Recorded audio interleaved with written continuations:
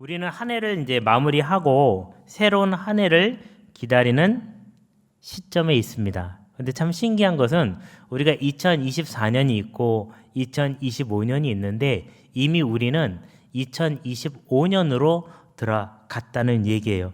이게 뭐냐 하면은 안 넘어가요. 왜 안 넘어갈까요? 네. 뭐냐면 교회라는 것은 교회력이 있어요. 교회만 지키는 달력이 있다고요. 그 교회력으로는 대림절이라는 것이 시작이 되면, 대림절은 뭐냐면 예수님의 탄생을 기다렸던 것처럼 예수님이 다시 오신다고 그러고 2000년 전에 가셨거든요. 그래서 그 예수님을 다시 기다리고 있는 겁니다. 그 예수님을 기다리는 절기가 시작이 되면 교회에서는 새로운 한 해가 시작이 된 거예요.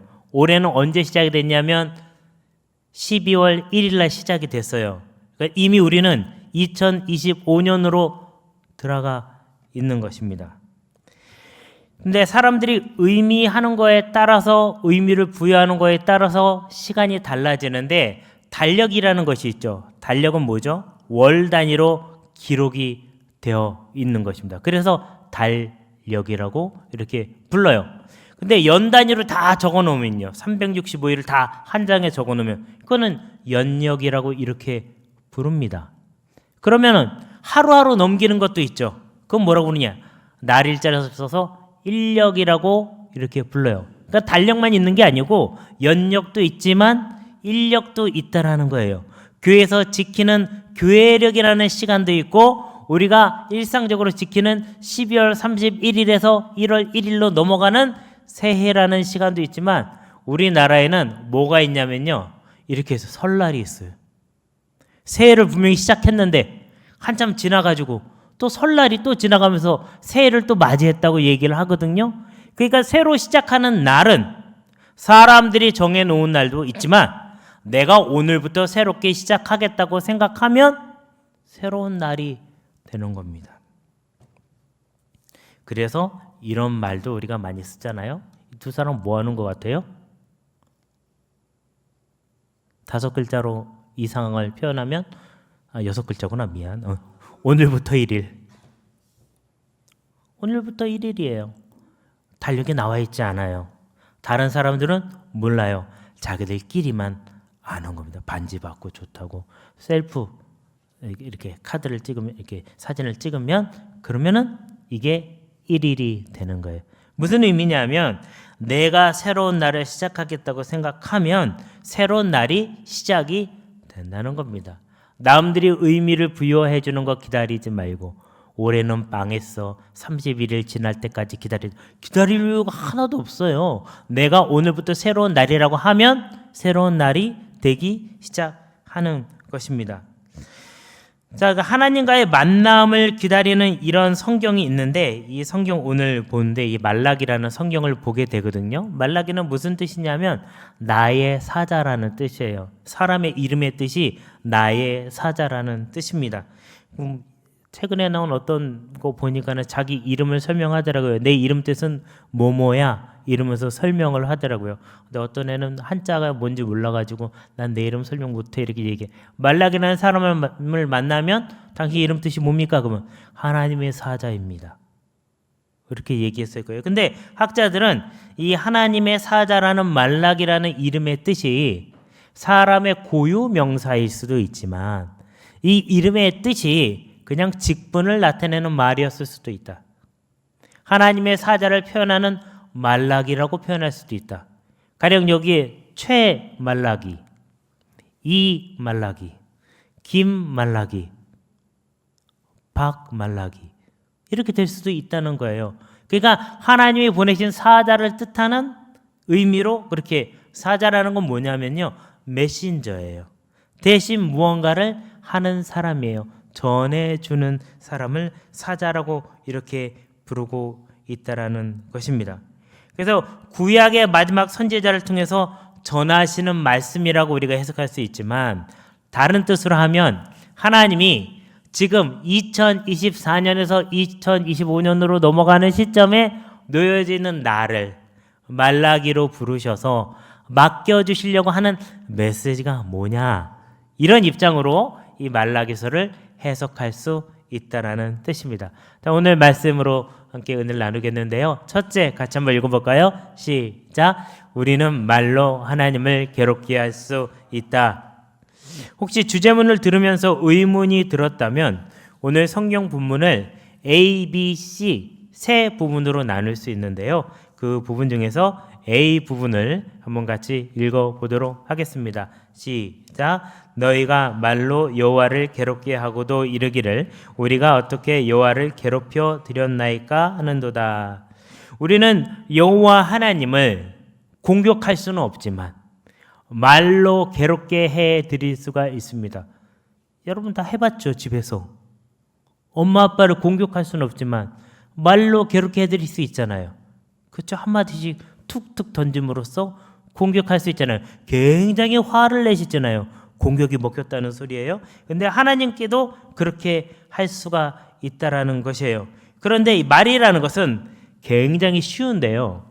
말 한번 던지고 나면 그 다음에는 후폭풍이 오잖아요. 책임지셔야 됩니다. 그래서 말을 하기 전에는 상황을 한번 살펴봐야 돼요. 예전에 관계 심리학이라는 걸 배웠는데 이거 별거 아니에요. 뭐냐면 상대방에게 말을 하든 행동을 하든 하기 전에 상대방의 상태를 먼저 살펴봐라 라는 것입니다. 아주 쉬운 예를 들면요. 부모가 되면요. 가장 큰 일이 뭔지 아십니까? 자녀를 깨워서 학교를 보내는 게 가장 큰 일이에요. 유치원을 보내는 것도 가장 큰 일이고요. 우리 사모님이 굉장히 공감하는 표정을 지으셨어요. 그래서 아침에 깨울 때 애를 깨웁니다. 근데 깨우는데 조용해요. 뭐죠? 또 잠든 거죠. 그러면은 이제 잠들었을 거라 생각하고 보이지 않는 곳에서 소리를 지릅니다. 현민아, 일어나! 근데 그만 깜짝 놀라죠, 현민아. 자꾸 핸드폰 보니까 놀라잖아. 그러니까 그 이제 자고 있을 거라 생각하고 또 불러요. 그럼 애가 만약 눈을 뜨고 있거나 일어나고 있으면 뭐라고 얘기하지, 유진아? 일어났다고. 그러면 엄마의 반응은 어떻게 나옵니까? 지웠냐? 엄마한테 말하는 태도가 그게 뭐야? 공손히 말해야지. 엄마는 왜 쳐다보지?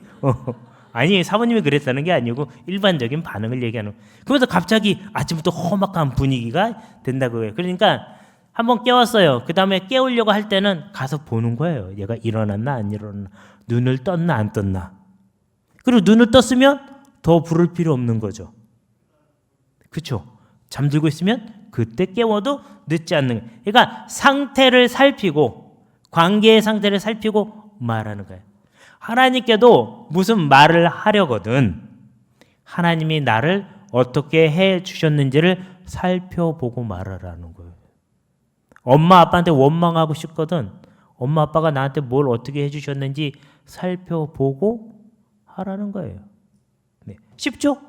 관계 심리학 별거 아니에요. 저 돈 내고 배웠어요. 많이 내고 배웠어요. 근데 별거 아니에요. 그냥 상태를 살피고 말하라. 이게 관계 심리학의 처음이자 끝이고 전부예요. 예. 그래서 하나님께 뭘 말씀드릴 때는 어떻게 해야 된다고요?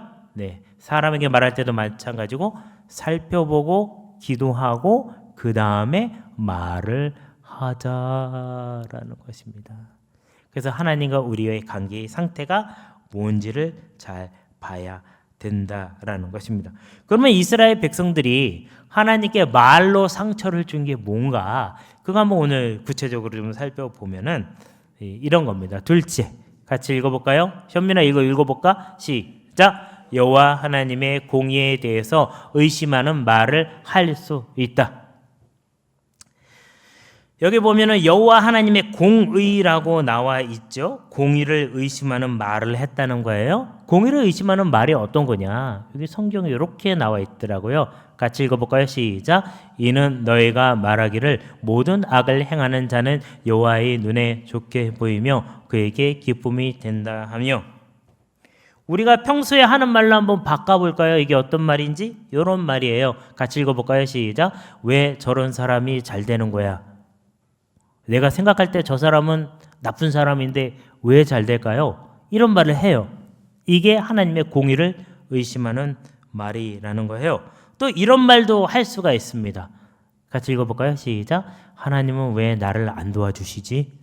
이게 하나님의 공의를 의심하는 말이라는 것입니다.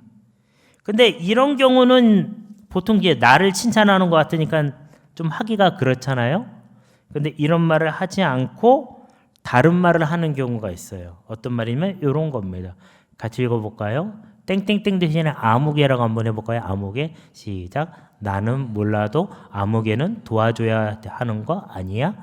나를 칭찬하긴 그러니까 다른 사람을 긁고 와가지고 그 사람을 이렇게 좀 하나님이 도와주셔야 되는 거 아니야? 라고 그냥 이게 뭐죠? 그 사람이 노력한 거에 비해서 별로 하나님께 보상을 못 받았다. 뭐 이런 뜻이겠죠. 이런 말을 하면은 상대방은 기다렸다는 듯이 이런 반응을 하는데 아이고 저도 부족합니다. 뭐 이런 말을 해요. 그러면 서로 한 사람은 이 사람은 좀 도와주는 거 아닙니까? 이렇게 얘기하고 한 사람은 아이고 저도 부족합니다. 이렇게 얘기를 하는데 둘 다 겸손해 보이긴 하는데 이걸 누가 듣고 계시죠? 하나님이 듣고 계세요. 그래서 이 하나님이 이 대화를 듣고 계시다가 의문의 일패를 누가 당하는 거죠? 하나님이 당하시는 거예요. 왜냐면 저 사람도 안 도와주고 나도 안 도와주고 그럼 하나님은 둘 다 안 도와줬으니까 지금 화살표는 누구한테 가는 겁니까? 하나님께 가는 거고요. 원망은 누가 듣고 있어요? 하나님이 듣고 있는 거죠. 여러분 대화를 하나님이 안 듣고 있다고 생각하는 것 자체가 이상한 거예요. 여러분 이 방에 지금 한 300명 정도 있다고 생각해 봐요. 누가 뭐 하는지 이 위에서 다 보입니다. 이 방에 만약에 5,000명 정도 있다고 생각해 보세요. 보일까요? 안 보일까요? 보여요. 보여요. 보인다니까요. 누가 왔는지 안 왔는지 알아요. 그리고 누가 핸드폰 보고 장난치는지도 다 알아. 현민아 하지 마. 여긴 100명도 안 돼 지금. 네? 네 그만하세요. 네. 네. 네 누군가 붙일 겁니다. 네. 아 메모는 해도 돼. 네 그만 메모는 해도 돼요. 오케이. 네. 그래서 의문의 일패를 누가 당하냐면 하나님이 당하시는 거예요. 그러니까 5,000명이 있어도 누가 왔는지 안 왔는지를 알아요. 10,000명 정도 있으면 어떨까요? 10,000명. 10,000명이 있어도 알아요. 왜냐하면 사람들이 자기 관심 있는 사람들은 보거든요. 그러니까 하나님은 다 보고 알고 계시다라는 사실입니다. 잊지 마세요. 하나님이 듣고 있다. 자, 그러면 누가 이 하나님이 상처 받으셨을 때 하나님을 감싸주고 보듬어 줄 수 있을까요? 상윤아. 하나님이 상처 받았을 때 누가 감싸주고 보듬어 줄 수 있을까? 상윤이가? 세희가? 세희는 어디 갔니? 오전 예배 왔다 갔어. 오케이. 그런데 이 누가복음 15장에 보면 누가 하나님의 마음을 감싸주고 상처를 치유해 주는지가 나와 있습니다. 20절 말씀입니다. 같이 한번 읽어보겠습니다. 시작. 이에 일어나서 아버지께로 돌아가니라. 아직도 거리가 먼데 아버지가 그를 보고 측은히 여겨 달려가 목을 안고 입을 맞추니. 이거 누가복음 15장에 보면은 잃어버린 세 가지에 대해서 나오는데 그 중에서 이 세 가지 중에서 마지막이 뭐냐면 잃어버린 아들에 대한 얘기예요. 아들 한 명은 말을 잘 들어서 집에 있었고요. 아들 한 명은 말을 안 들어서 재산 달라고 해서 바깥에 나갔어요. 해외에 가서 도박하느라 여자들이랑 노느라 술 마시느라 다 써버리고 노숙자가 돼서 지내다가 아버지께로 돌아오는 거예요. 근데 이 말 안 듣고 집 나간 아들이 아버지의 마음을 위로해주고 감싸주는 아들이라는 사실이에요. 신기하지 않아요? 네. 여러분 생각에는 여기 나와서 예배 잘 드리는 아들이 하나님의 마음을 위로하고 감싸줄 것 같죠? 하나님이 지금 기다리는 아들이 누구냐면 여기 안 온 아들이라는 거예요. 너무 신기하지 않아요? 이 얘기 듣고 또 저한테 의문의 눈초리로 쳐다보실 수 있어요. 괜찮습니다. 네. 여기 와서 잘하는 사람도 상 받을 사람이지만 하나님은요, 여기 없는 사람이 올 때 마음의 위로를 받고 상처가 치유받으신다니까요. 그래서 우리가 여기 왔을 때 내 옆에 누가 없는지가 상당히 중요해요. 왜 없는지도 중요하고. 하나님은 공의의 하나님인 동시에 무슨 하나님이시라고요? 사랑의 하나님. 그래서 설교를 할 때는 하나님은 공의의 하나님이라는 것을 오를 했다면 하나님이 사랑의 하나님이라는 것을 오를 해 주어야 돼요. 그래야지 하나님에 대한 형상이 왜곡되지 않습니다. 하나님 부를 때 우리 뭐라고 부르죠? 하나님, 어머니? 뭐라고 불러요? 아버지라고 부르죠. 아버지라고 부르죠. 그럼 만약에 나는 아버지랑 관계가 안 좋아. 그럼 하나님 아버지로 부를 때 불편하겠어요? 편하겠어요? 편해. 아버지라는 말 때문에 불편한 거예요. 그러니까는 뭐냐면 우리의 일상의 삶이 하나님과의 관계에 영향을 미칠 수가 있다고요. 특히 누가 영향을 미칠 수 있어요? 부모님이. 아버지라고 부를 때 나는 아무런 꺼리낌이 없다라는 사람은 상당히 좋은 아버지를 두고 있는 거예요. 네. 아버지가 없는 사람도 있겠죠. 그럼 어떻게 해야 돼요? 누군가 아버지의 역할을 해줄 사람이 있어야 되겠죠. 교회 내에서. 그래서 아버지의 역할을 해줄 수 있는 사람이 있는 것도 상당히 중요한 부분 중에 하나인 것입니다. 어찌됐든 실패했음에도 불구하고 하나님은 기다리시는데 공의의 하나님이면서 동시에 사랑의 하나님이 되신다라는 사실이에요. 그래서 교회 잘 안 나오고 말썽 피우고 사고를 치고 그리고 하는 일마다 사사건건 반대하는 욕이 보이지 않는 누군가가 하나님의 아들이고 하나님의 딸인데 하나님이 기다리신다는 사실이에요. 내가 미워하는 그 사람이 하나님의 마음을 위로하고 감싸주고 치유시키는 사람이라고요. 그러니까 여기 없는 사람을 나는 관심을 가져야 될까요? 안 가져도 될까요? 네. 대답을 못하는 이유는 아주 심플해요. 아직 나 마음의 준비가 안 돼서. 마음의 준비가 안 된 거죠. 그 사람이 나도 실제로 싫으니까. 마음의 준비가 안 된 거죠. 그리고 내가 열심히 했는데 왜 내가 상을 안 받고 그 사람이 또 하나님한테 귀해? 이게 용납이 안 되는 거죠. 납득이 안 되는 거예요. 그러니까 나는 지금 대답을 못 하는 거죠. 네. 우리의 현주소가 그만큼이에요 지금. 나 굉장히 훌륭한 것 같지만 나는 지금 그 정도 상태인 거예요. 이게 납득이 안 되고 용납이 안 되고 머릿속에 이해가 안 될 뿐더러 마음도 안 움직이는 게 내 상태예요. 그러니까 나는 아주 간단한 상태죠. 셋째, 같이 읽어보겠습니다. 시작. 우리는 하나님의 존재를 부인할 수 있다. 와, 목사님 오늘 설교는 굉장히 매운맛이네요. 2024년 마지막을 장식하는 설교가 저 3주 만에 오늘 예배 드리러 왔는데 굉장히 힘든 설교가 진행되고 있네요. 오늘 저는 특성으로 왔는데 어머니인데 굉장히 힘드네요. 네. 오늘 설교의 주제는 정의의 하나님 찾기인데 이 세 가지 주제 문장은 하나님 찾기를 스스로 포기하는 의미가 들어있어요. 그러니까 우리가 보통 입으로 나올 때는 마음속에 가득 찬 것이 입으로 나오는 거예요. 그래서 말로 제지으면 안 돼요. 말로 제지어서는 안 됩니다. 말로 제지으면 안 돼요. 입을 꼭 닫아 걸어서 마음속에 있는 부정적인 말이 입 밖으로 나오지 못하게 제어를 하셔야 됩니다. 그래서 말라기 보면 17장에 이런 말이 있었던 거예요. 같이 읽어보겠습니다. 시작. 또 말하기를 정의의 하나님이 어디 계시냐 하미로라.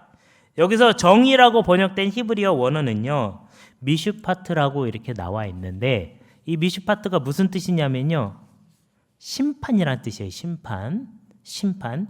정의의 하나님은 그냥 정의의 하나님이라고 이 관념적인 게 딱 있는 게 아니라 실제로 심판을 하시는 거예요. 뭐에 따라서 심판을 해요? 하나님의 말씀에 따라서 심판을 하시는 거예요. 하나님은 여러분을 심판하시는 하나님이세요. 뭐에 따라서요? 하나님의 말씀에 따라서. 내가 마음속으로 어떤 생각을 하고 누구를 미워하고 실제로 그를 입 밖으로 내고 그 사람한테 어떤 행동을 취하지는 않았지만 마음속에 품고 입 밖으로 냈다는 것 자체만으로도 하나님은 나를 심판하시고 계십니다.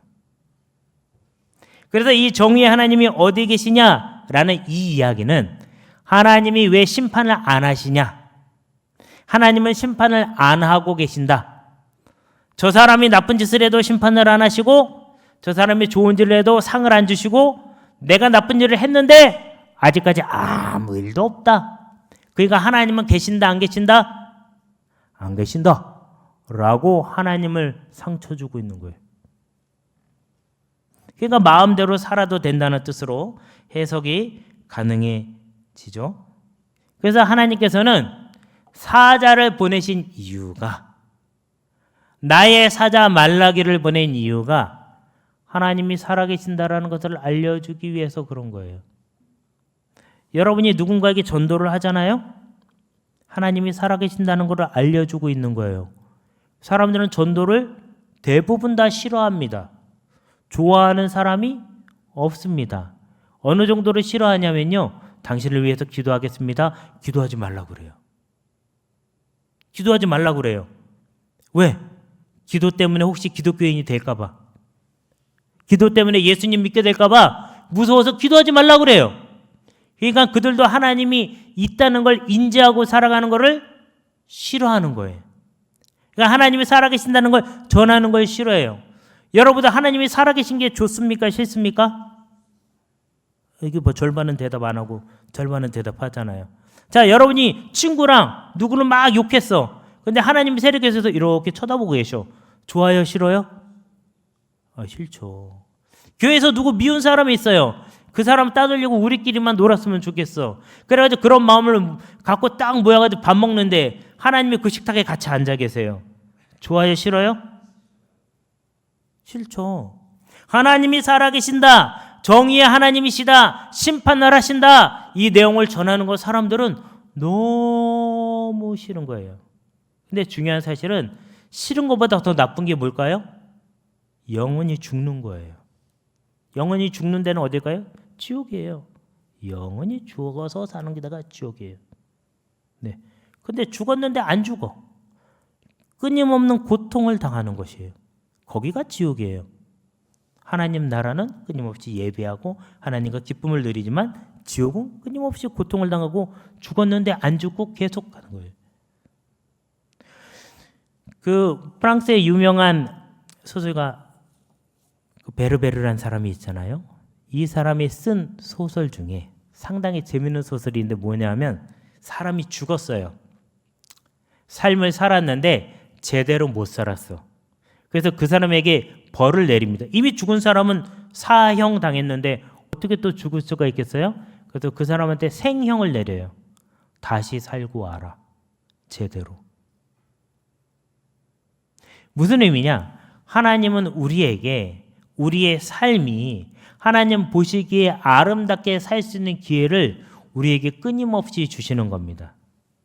해가 바뀌어서 새 해를 맞이하는 것처럼 매일매일을 죽었다가 다시 깨어나서 또 살아가는 거예요. 잠든 동안 아무것도 기억나지 않죠? 꿈을 꾸는 사람도 있지만, 잠깐 눈을 감은 것 같지만 시간이 지나죠? 새로운 날을 다시 살아서 시작하는 거예요. 그래서 우리에게 주신 이것을 우리는 생명이라고 불러요. 하나님이 살도록 명령하신 거예요. 그 생명을 갖고 우리가 새롭게 또 하루를 시작한 겁니다. 어제 기회를 줬는데 제대로 못한 거 오늘 제대로 해라. 한 번 더 기회를 주신 겁니다. 지난주에 못한 거 있어? 그래, 이번 주에 제대로 해. 그것을 새롭게 하라고 말씀하신 겁니다. 결국 살아계신 하나님께로 다시 돌아오게 하라는 명령을 우리에게 말라기로서 주신 거예요. 김말라기, 이말라기. 저 뒤에 누구죠? 박말라기. 하나님이 명령을 주신 거예요. 어떻게 하라고요? 여호와 하나님께로 돌아오게 하라고 말씀하시는 겁니다. 자, 2024년이 지나기 전에 우리 새로운 시작을 여러 번 해야 됩니다. 일단 송구영신 예배 지나야죠. 그러고 나서 설날이 지나야죠. 그리고 학교를 다니는 학생들은 3월 달이 돼야죠. 그래야지 새로운 시작이 시작되는 거예요. 그러니까 새로운 시작이 올 때까지 앞으로 여러 번 관문을 지내야 되는 것입니다. 그랬을 때 우리는 뭘 해야 되는가? 살아계신 하나님께로 다시 돌아가게 하는 일을 해야 된다. 결국 우리가 말라기라면 우리도 하나님을 전해야 되는 거죠. 누구에게 전해요? 하나님께 제일 위로가 되는 집 나간 아들들에게, 집 나간 딸들에게, 우리 여호수아 청년부 나왔다가 안 나오는 친구에게. 김경아 전도사님한테 물어봤는데 하영이가 송구영심 예배 때 온대. 그러니까 되게 반가운 척 해줘 얘들아. 걔가 느끼는 반가운 척. 너무 반가운 척하면 안 돼. 걔한테는. 알지? 적당히 반가운 척. 반가운 척 하다가 조금 멀어지는 듯한 이 느낌으로 이렇게 다가가시면 됩니다. 그래서 2025년도에는 복음의 사자 말라기가 되자라는 겁니다. 여러분 복음의 사자가 모두 되시기를 간절히 바랍니다. 그래서 아마 마지막 주일 본문이 말라기인 것 같아요. 새해를 맞이하면서 우리가 어떤 영적인 정체성을 가져야 되는지를 이야기하는 거예요. 하나님께서 말라기 선지자만 말라기로 부른 게 아니라 나를 말라기로 부르고 계신다. 내 주변에 보이지 않는 누군가를 회복시키기를 원하신다. 여러분 혹시 나만의 기도 제목이 있으신가요? 잘 응답이 안 되시나요? 하나님을 기쁘게 해드리면 그거는 1+1으로 응답받는 거예요. 그걸 위해서 아무리 노력해도 안 되시던가요? 하나님이 기뻐하시는 일을 하는 순간 그거는 같이 해결이 되는 거예요. 목사님이 잘 몰라주셔서 그렇지 제가 하는 이 일을 열심히 하지 않으면 답이 나오질 않습니다. 열심히 해보세요. 하나님 일을 열심히 하지 않으시면 여러분의 인생의 답도 없습니다. 네, 해보세요. 제가 여러분보다 배는 살았잖아요. 배를 살아보니까 알겠더라고요. 없더라고요. 네. 오늘부터 하나님의 말씀으로 승리하는 여러분 되시기를 바랍니다.